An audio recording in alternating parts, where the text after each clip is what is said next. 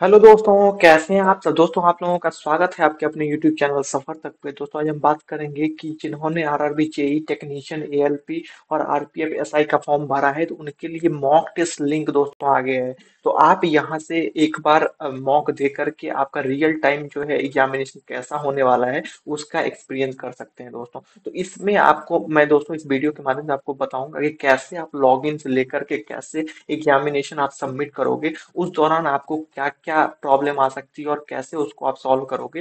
तो ये सारी चीजें मैं इस वीडियो के माध्यम से आपको बताऊंगा, तो वीडियो को लास्ट तक जरूर देखें दोस्तों। अगर आपकी कोई डाउट रहती है तो कमेंट बॉक्स में बताएं। साथ में अगर आप इस चैनल पे पहली बार विजिट कर रहे हैं तो चैनल को लाइक सब्सक्राइब और शेयर जरूर कर दें दोस्तों। चलिए स्टार्ट करते हैं। देख सकते हैं कि ये जो है आपको यहाँ पे mock test link for the candidate for practice of computer based test दिया हुआ है। तो इस पे दोस्तों क्लिक करना है। यहाँ पे एक जो है डेमो दिया हुआ है आपको। यहाँ जब आप रियल एग्जामिनेशन दोगे तो वहाँ पे एडमिट कार्ड पे आपका यूजर आईडी होगा और पासवर्ड होगा। वो आपको इस दोनों कॉलम में डालना होता है दोस्तों। ये डालने के बाद साइन इन करोगे। अभी आपको कुछ भी डालने की जरूरत नहीं है। वन साइन इन वाले जो ये कॉलम है उस पे आपको क्लिक करना है। जब आप साइन इन करोगे तो उसके बाद जो है आपको एक इंस्ट्रक्शन का पेज ओपन होगा दोस्तों। तो उसके लिए होते हो कि सबसे पहले ये आसामीज लैंग्वेज में आया, तो इसमें आप जिस भी लैंग्वेज में कंफर्टेबल हो तो वह वो लैंग्वेज आपको यहाँ से व्यू इन वाले देख सकते हो। व्यू इन से आप इस ड्रॉप डाउन वाले कॉलम से वो जो जो भी लैंग्वेज में आप कंफर्टेबल हो वो लैंग्वेज सेलेक्ट कर सकते हो। यहाँ पे आपको 15 लैंग्वेज जो है देखने को मिलेगी। तो इसमें जैसे कि मैं इंग्लिश में कंफर्टेबल हूँ तो इंग्लिश सेलेक्ट करूंगा और इंग्लिश जो में इंस्ट्रक्शन मेरा आ जाएगा दोस्तों। यहाँ पे बेसिक कुछ इंस्ट्रक्शन दिया रहेगा कि आपको कितने नंबर ऑफ क्वेश्चन होगा, कितना टाइम मिलेगा, निगेटिव कितनी रहेगी। तो ये सारी चीजें आपको बताई जाएगी। उसके बाद जो है आपको कैसे कोई भी आंसर अगर आप सेलेक्ट करते हो तो क्या करना होगा। तो जैसे कि अगर आप कोई आंसर सेलेक्ट करते हो तो सेव और नेक्स्ट जो है बटन आपको दबाना होगा, नहीं तो अगर आप क्लिक नहीं करते हो तो आपका आंसर जो है सेव नहीं होगा दोस्तों। लैंग्वेज आपके एग्जामिनेशन के दौरान जो है आप कैसे लैंग्वेज सेलेक्ट कर पाओगे तो उसके बारे में आपको बताया जाएगा। तो यहाँ पे एक व्यू इन आपका जो है राइट कॉर्नर में आपको व्यू इन का ये होगा। जैसे यहाँ आप देख रहे हो उसी तरीके से एग्जामिनेशन के दौरान भी आपको ये अगर कोई पर्टिकुलर क्वेश्चन का आप लैंग्वेज चेंज करना चाहते हो तो उसमें व्यू इन का जो कॉलम होगा उसमें आपको ड्रॉप डाउन से लैंग्वेज सेलेक्ट करके आप अपना कंफर्टेबल लैंग्वेज सेलेक्ट कर सकते हो दोस्तों। लैंग्वेज जो है एग्जामिनेशन का आपको दो एक तो आपका डिफॉल्ट लैंग्वेज होगा इंग्लिश, और जो आपने एप्लीकेशन के दौरान जो लैंग्वेज सेलेक्ट किया है ये दोनों लैंग्वेज आपको एग्जामिनेशन में आप चेंज कर सकते हो। अगर आप कोई भी कैंडिडेट अगर इंग्लिश सेलेक्ट किया है तो वो जो है ओनली इंग्लिश लैंग्वेज ही में ही पेपर दे पाएंगे दोस्तों। उनको दूसरा कोई लैंग्वेज नहीं ऑप्शन आएगा। तो ये लैंग्वेज के लिए था। और साथ में अगर हम बात करें तो एक टाइम में आपको एक ही क्वेश्चन नजर आएगा। उसके बाद अगर टाइम की बात करें तो आपका जो है टाइम ड्यूरेशन शो होगा राइट कॉर्नर में। वहां से अगर जो भी एग्जामिनेशन का मैक्सिमम ड्यूरेशन है, जैसे कि कोई एग्जामिनेशन 90 मिनट की है या कोई 60 मिनट का है तो 60 मिनट से स्टार्ट होगा दोस्तों, और वो धीरे धीरे आपका डिक्रीजिंग ऑर्डर में जाते जाते जीरो पे फिनिश होगा। 90 से स्टार्ट होकर के जीरो पे जैसे ही जाएगा तो आपका एग्जाम जो है वो दोस्तों ऑटोमेटिक सबमिट हो जाएगा।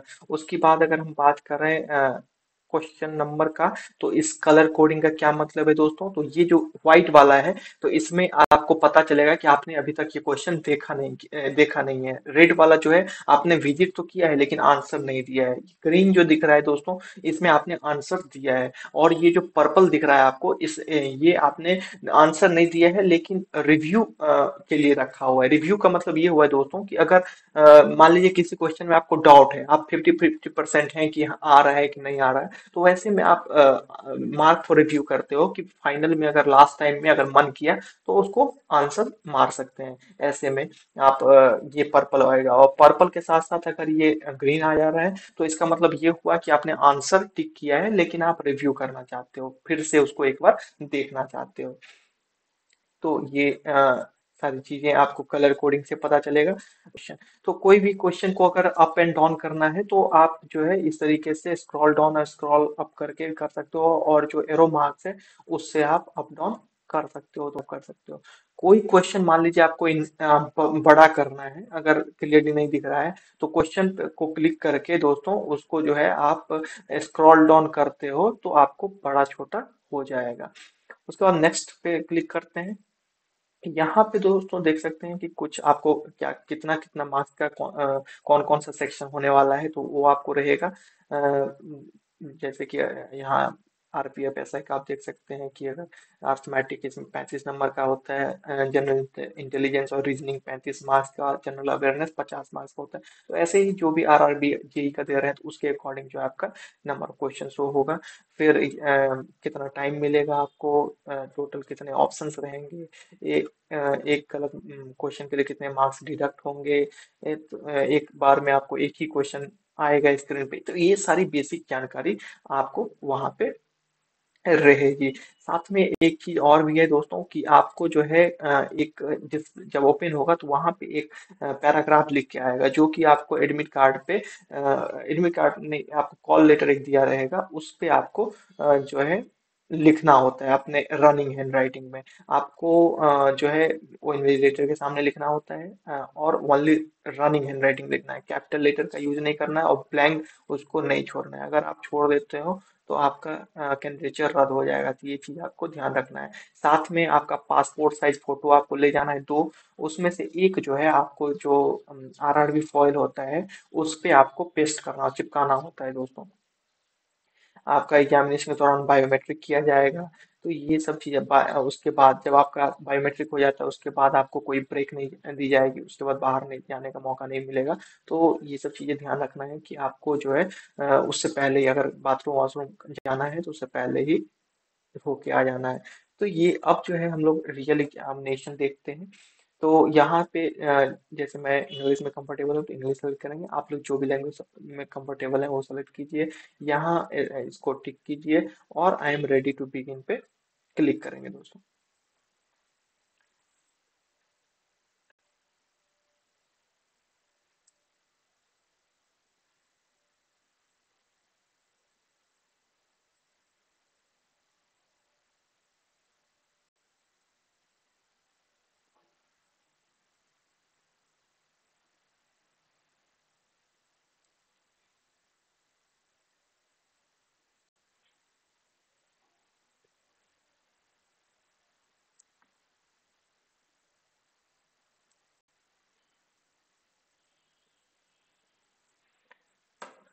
तो उसके बाद जो है पेपर दोस्तों आपको इस तरीके से ओपन हो जाएगा।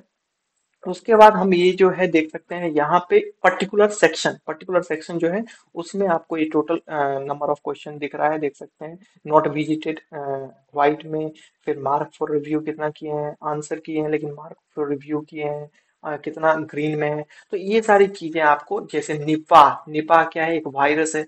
तो आप जो है करेक्ट आंसर सेलेक्ट करोगे और सेव एंड नेक्स्ट करना है। ये याद रखना है कि सेव एंड नेक्स्ट अगर नहीं करते हो तो आपका आंसर जो है वो सेव नहीं होगा। तो सेव एंड नेक्स्ट करना है।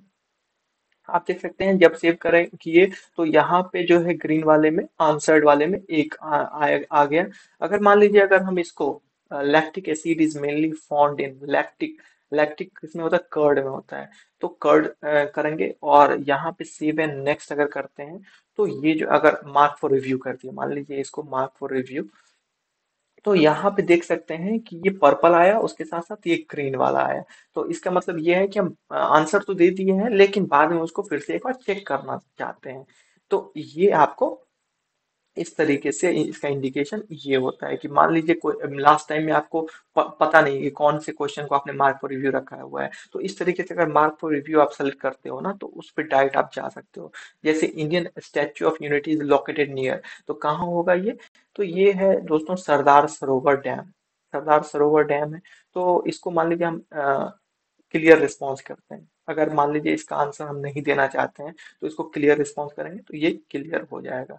और इसको जो है सेव एंड नेक्स्ट करते हैं अगर, तो आप वो देख सकते हैं कि ये जो है आंसर हमने देख तो लिया है लेकिन आंसर नहीं दिया है, तीसरे नंबर क्वेश्चन को देख तो लिया है लेकिन आंसर नहीं दिया है, इसका मतलब ये होगा।